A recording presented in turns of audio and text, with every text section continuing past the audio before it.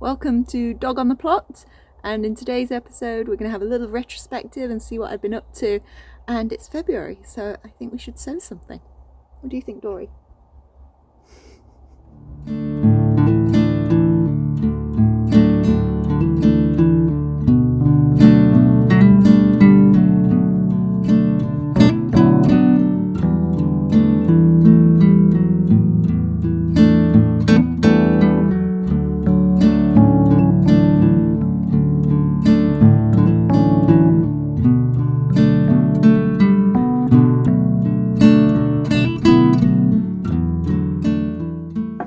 Well, it's a gorgeous lunchtime on the plot. It was really frosty this morning. I think it got to -3 last night. I'm not here to do anything really except have my hot chocolate and introduce this week's video. Yeah, a few things have been sort of happening on the plot. Obviously the last video we left the plot newly spread with beautiful compost. Stinky compost, still stinks. And one of my concerns was that it might just all blow away.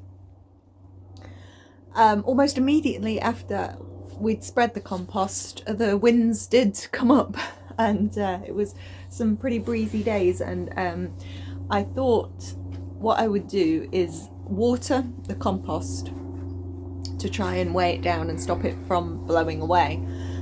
So I came up here with my watering can and watered all the compost. What a mad thing to do.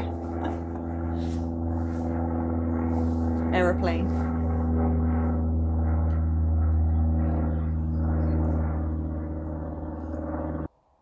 Yes, I'm drinking hot chocolate. You like that? Smell nice. But that worked. It dampened the soil enough that it didn't blow away. It was a lot of effort. It was a bit of a mad thing to do, really. So I wanted to make it a bit more worth the effort. So I added some homemade comfrey feed to the water. So the beds have also been fed. And comfrey feed is supposed to feed the soil as opposed to feed the plants, isn't it? I think. Anyway, it couldn't have hurt. And I was doing it anyway. It didn't take any more effort to just stick a bit of the comfrey feed in. The whole thing still stinks, and I've now added comfrey feed on top of that, so it really reeks. I also got it all over myself and then had to wash everything. It's very stinky stuff, isn't it, Dory? So that was the first job I did down here. And then, oh yeah, then I hit the cardboard jackpot. I'll let you see my unbridled joy at this in real time. I've just arrived at work, and remember when I said about that TV box and like I'd hit the mother lode? Check this out.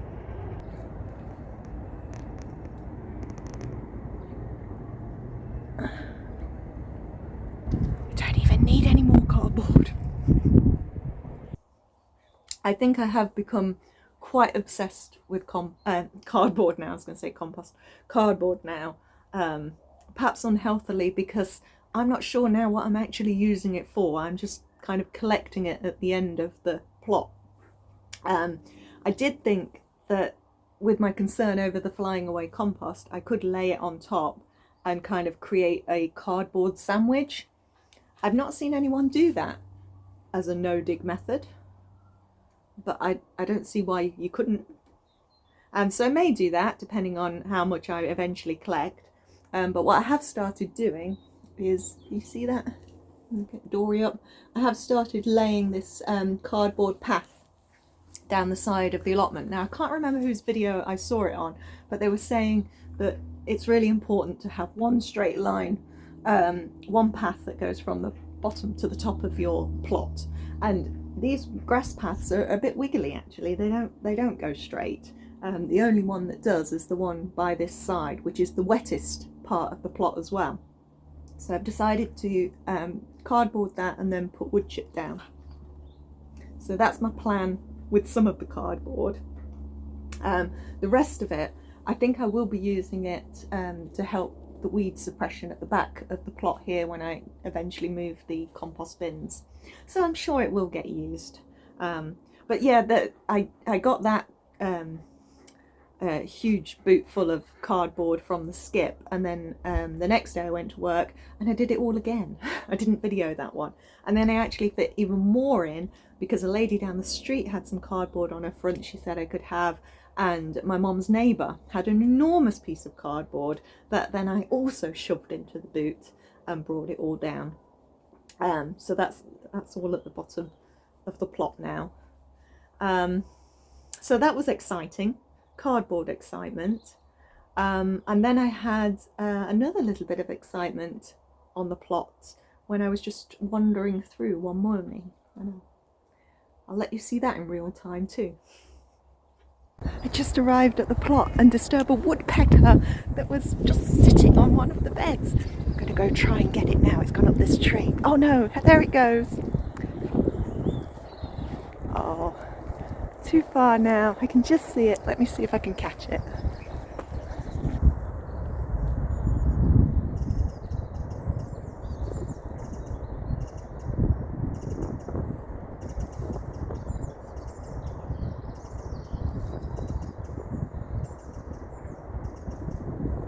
And gone.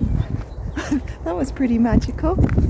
I haven't come up here for anything. I'm just walking the dog and thought I would nip through the site and just see what was going on and say good morning to people. But wow, it certainly doesn't seem to have been after my garlic anyway. That's still all here, but there's the garlic looking good. But look down here. Finally onions are making a showing. I'm just poking up. There's another.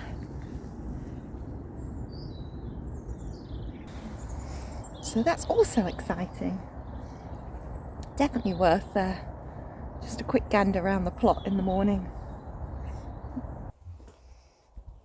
So that was really nice. I've now had foxes on the plot and a woodpecker, a greater spotted woodpecker it was. So that was lovely. The other thing I've done on the plot this week is, you remember I was saying about wood chipping the moat around the beds where the water is collecting. I was umming and ahhing about this and whether this was a good idea, whether I was just going to end up creating like a slug habitat. But it just got me so down to see these pools of water on the plot, so I thought I'm going to do it. I had some wood chip in the home garden from when I had some trees removed in the autumn. So I got a fork and I filled 5 big trugs with wood chip, drove it down here, and then laid it around the worst bits of the bed. As anyone who's laid wood chip knows, it never goes as far as you think it's going to go, but I did get all the wettest parts of the beds, and I have to say I feel so much better about it. It's so much nicer to come down here and see the wood chip as opposed to pools of water. So I'm glad I've done it. We'll see how it turns out in the long run. But I do need more wood chip because I've got to wood chip the path, and I want to put some more around here as well. And then at the weekend, had a bit of time off from the plot, but I did go to a garden centre. So Liam and I went to Wistow, which has a maze and it has a rural centre, and we park there. Well, I've never actually been in the maze, but we generally just park there and start a nice walk that goes a little bit down the canal and across the fields. Yes, you came too, didn't you, Dory? You had a lovely time running about. And so when we arrived, this was on Sunday, the garden centre was open, and so I made an excuse, said I had to pee, and nipped into the garden centre and had a look around. They did have half-price hellebores, and that's not something I would normally resist, but I did. So I didn't actually buy anything, but it was nice to have a little look around. They've even got a little model village thing going on in there, which is really sweet. Also, the most expensive witch hazel I've ever seen. I didn't know witch hazels were that expensive. And I would like a witch hazel, but not for that price. Yeah. But yeah, we had a lovely walk and a picnic, and the weather was lovely. So we enjoyed that, didn't we, Dory? So I think the last thing to update was the rebrand. You may have noticed that my last episode was episode 10, and I hadn't planned this, so it wasn't in the video because I'd already filmed all the bits of the video. But before I released it, I just decided that for episode 10, it was time to get a new handle, a name that better reflected what it is I'm actually doing here. The Life's a Booch name that I started with is a hangover from Instagram. I think I chose that name in like 2018, and it's a reference to kombucha because I brew my own kombucha. So Life's a Booch came from that. And when I started the YouTube channel, I wanted a new name that better reflected what it was I was creating, but I just couldn't think of a good one. And I wrote in all my colleagues and my family, and we went through a lot of names. But when you're late to the game, as I am, late to the garden vlogging game, a lot of the good names have gone anyway. And yeah, there were some I really liked, but other people didn't get. And in the end, I you know, the advice about starting a YouTube channel is just do it. Don't wait to be perfect, which I certainly didn't, and still aren't. But I do think I've improved. I talk more to the camera now. Well, no, I'm talking to the shed over here most of the time. I don't like kind of looking at myself in the camera, although the sun's kind of on it anyway today. I'll just look at you a bit more. What was I saying? Oh yeah. So yeah, all the advice is to just get started. So I thought, well, forget about the name, just go with the name that I've already got and worry about that later. And I still couldn't think of anything good. And in the end, I'm like, oh, what are people watching for? They want the plot, and most people want the dog. So dog on the plot it is. So let me know if you think that was a good choice or not, because I've done it now anyway. Okay.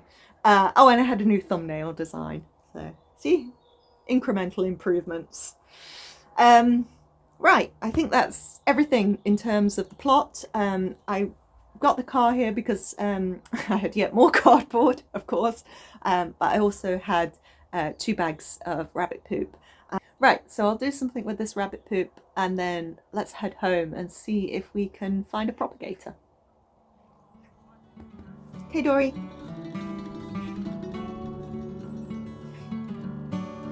It's a long way down. Giving up? Come on.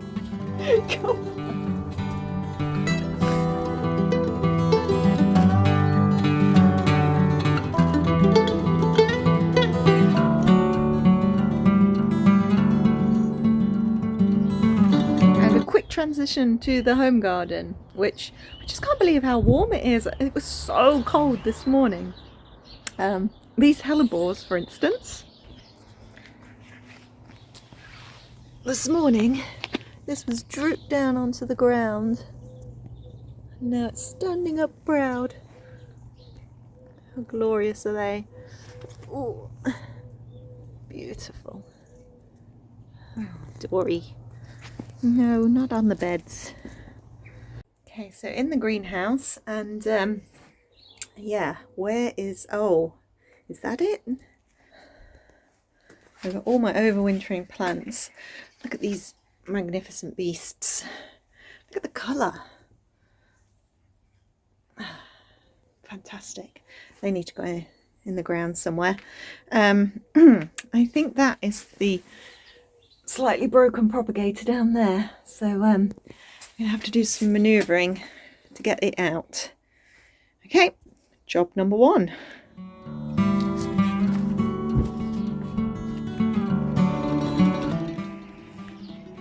A 3-cornered leek. Can you see that? I can't tell if you could see it or not. There we go. Wow. No idea when that started coming up. That should probably be outside now.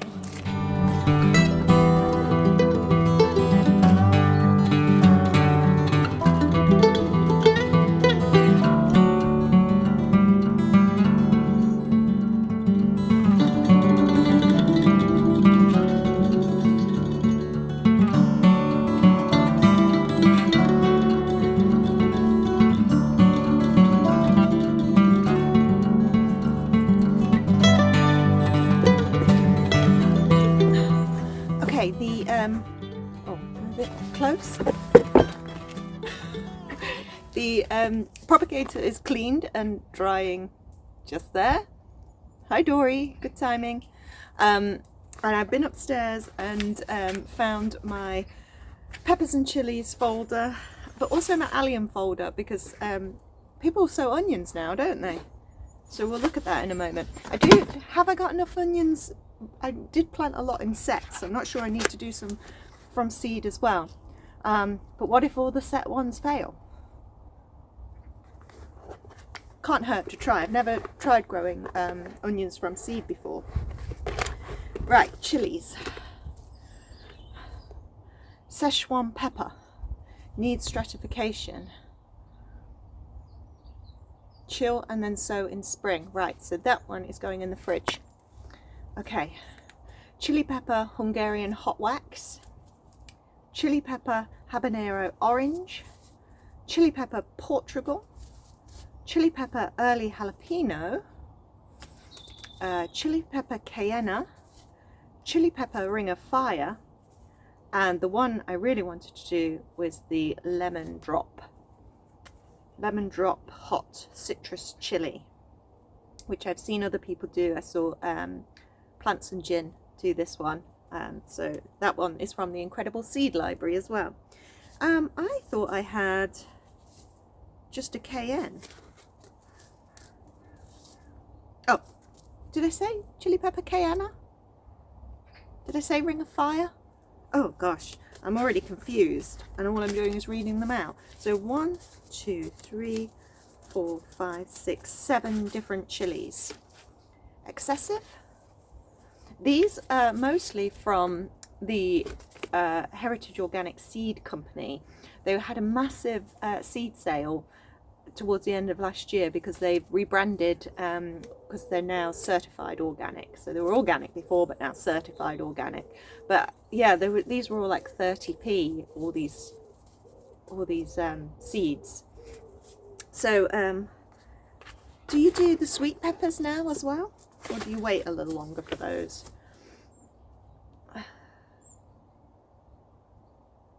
Ideally in a propagator, sow under cover several weeks before the last frost expected. Late Jan, early Feb is ideal if you can grow on in a heated greenhouse. And my greenhouse isn't heated, otherwise early March. January to March. I might just do it. So I've got pepper corno giallo, sweet chocolate, sweet pepper, and pointy red pepper. These are from the Real Seed Company, and I grew those last year. But to be fair, I didn't get much from them, and not till really late. So maybe I should start them sooner. Yeah, let's do it. Okay, so all the chilies. Let's see what's in the onion one. Well, this is all kind of alliums. Don't people start leeks really early as well? I probably looked this stuff up before I started. This is Florence fennel. These are March, leek, March. Right, regular onion. Sow indoors January to March.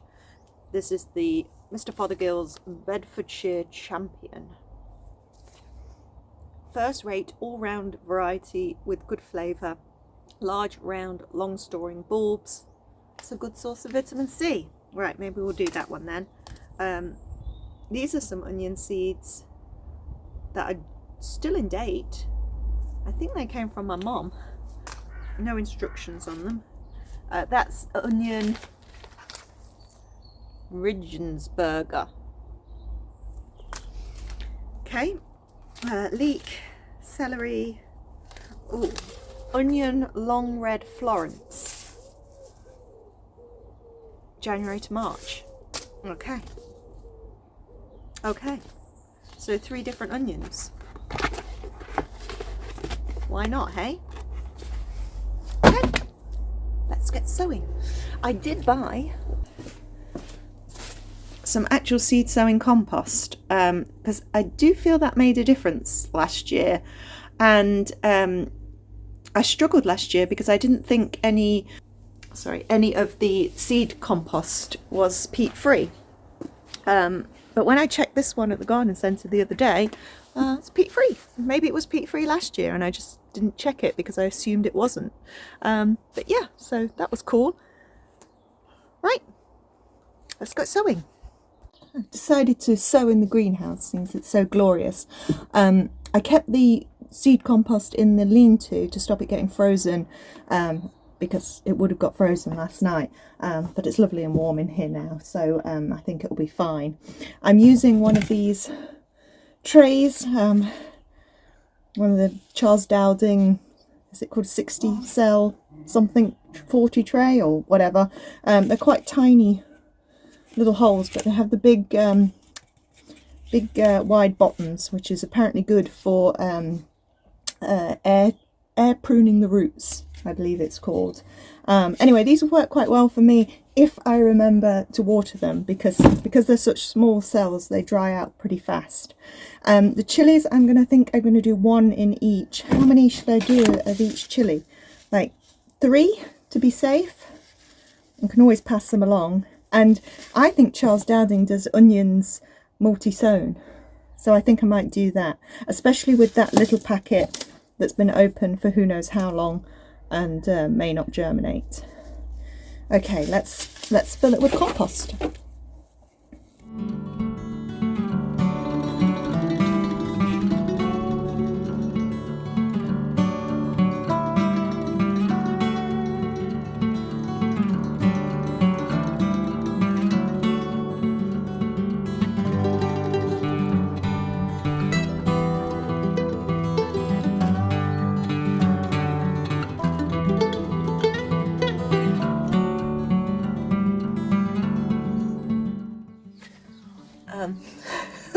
That seed compost really soaks up the water fast. Okay, I think I'm going to do 3 of each chili and see how I get on. Okay, let's do it.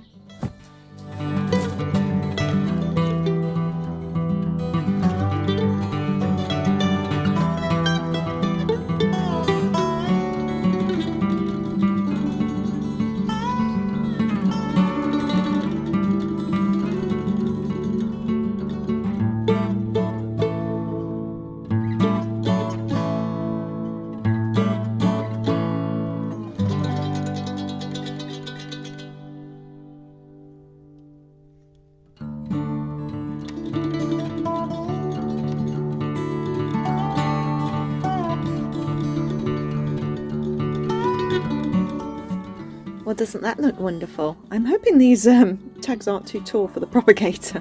I haven't covered the seeds yet because I've got still 3 lines of cells left. So what I think I'm going to do is go back upstairs and find my aubergine seeds. Let's see what's in there. Welcome to the office and my seed storage solution. There are still some hanging about here that need to go in. I got a new delivery of some real seeds. We've got yin yang beans, purple queen dwarf bean, this candy cinnamon vine. This has a 3-foot long root. I thought that would, the guy was saying about deep rooted plants for helping the drainage on the plot, so I went for that. Green purslane, bunching onions, March, April, and a black Tuscan kale. So they need to go into my organizer, which is this beauty. Oh, look at my dirty hands. These were old folders from actually my undergrad years, and I've repurposed them for my seeds. And so they're the flower seeds that are in date order. All the veg and fruit seeds, well, I don't have fruit seeds really, do you? Veg seeds are in categories, I guess. So what was I looking for? Aubergines. I think they're with the tomatoes. Oh no, Cape gooseberries and tomatillos. Oh, aubergines, they're with the cucumbers. Okay, let's see what we've got. Oh, and this part of the storage is all labels for the different plants that I bought. Also wonderfully organised, so when I need to know which dahlia is coming up, there are all the packets. This whole thing didn't just happen. It did take a while, and it was incredibly messy for a long time. It will probably get messy again, but at the moment it's wonderfully organised and it feels brilliant. Okay, so let's have a look what we've got in the aubergines.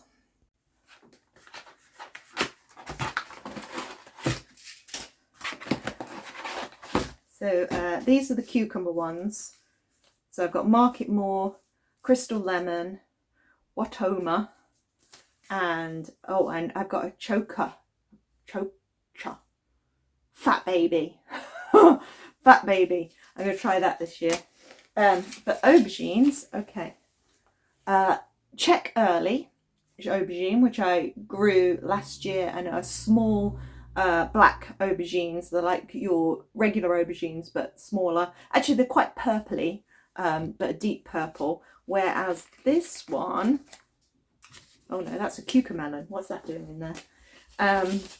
This one is the aubergine Jewel Marble, and that's stripy white and light purple aubergine, and they're small ones as well, but in like a long shape.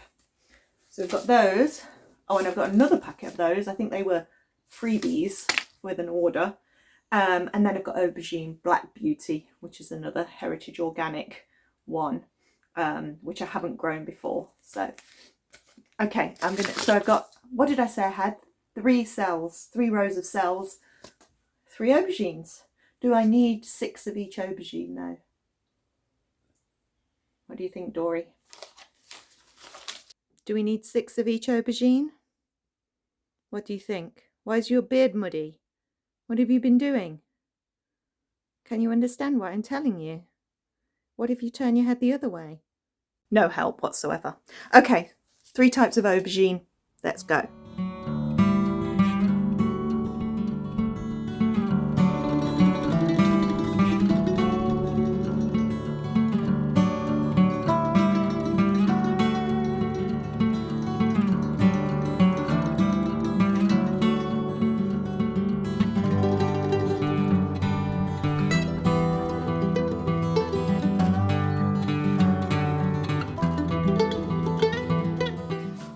Well, that feels a bit like a red letter day, the first sowings of the season. So we've got chilies, peppers. I only did 3 of each pepper, so that's 9 plants, which I don't think will be enough sweet peppers. So I'll probably do another sowing of those when I do the tomatoes. But some onions and aubergines. So I'm pretty happy with that. I could have got slightly carried away, not with tomatoes. I am holding back on tomatoes. But I could have done some sweet peas because my autumn sown sweet peas aren't looking super. But I'm going to stop there for today. I'm happy with that. I've tested and the propagator is warm, so it is working. I had to do a bit of a repair on the side because this is an old propagator. This is second hand anyway, and I've been using it for 3 years. So there is a missing corner, which last year I just stuffed with bubble wrap, but this year I had some of the greenhouse tape, repair tape. So I've fashioned that around the edge. So hopefully that will keep the heat in. I would normally cover the tray with some cardboard to keep the moisture in while they're germinating. But I put my lovely lolly sticks in, so I can't do that because they're midway through the tray. But that should be fine in there. And yeah, I'll update you when we have some germination. Fingers crossed. So that's it for this week. Thank you for watching. Hope you like the new brand, Dog on the Plot. I don't know. All good fun anyway. And I will see you next time.